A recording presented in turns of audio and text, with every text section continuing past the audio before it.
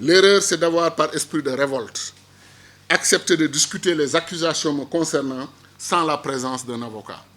Vous savez que c'est sacré aux États-Unis, c'est interdit à tout client, toute personne accusée de quoi que ce soit, de parler au procureur sans la présence de son avocat.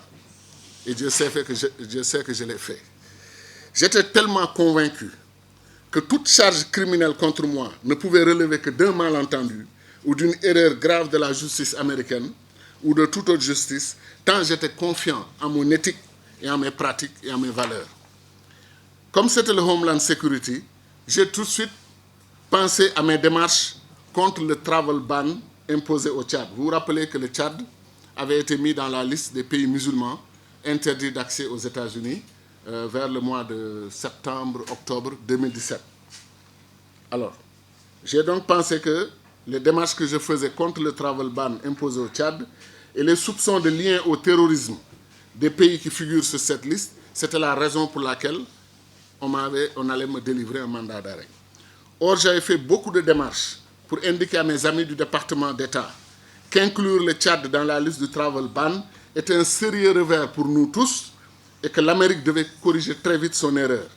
En octobre, un mois avant cet incident à New York, je me suis rendu sur ma propre initiative et à mes propres frais au département d'État où j'ai déjeuné et discuté avec l'assistant secrétaire d'État par intérim de l'époque, exclusivement sur le dossier tchadien.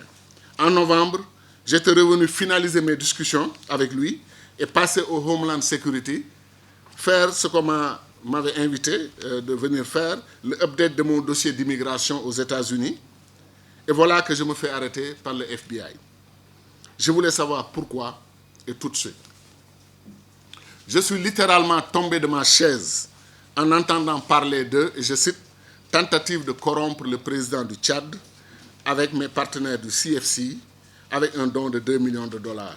Ensuite, les agents du FBI ont ajouté que les 400 000 dollars qui ont été payés à mon cabinet étaient en fait destinés à corrompre les autorités du Tchad pour obtenir des faveurs et signer un contrat pétrolier et que son envoi sur un compte à Dubaï était un acte de blanchiment. Fin de citation. Et le tout était motivé par un complot contre les intérêts des États-Unis.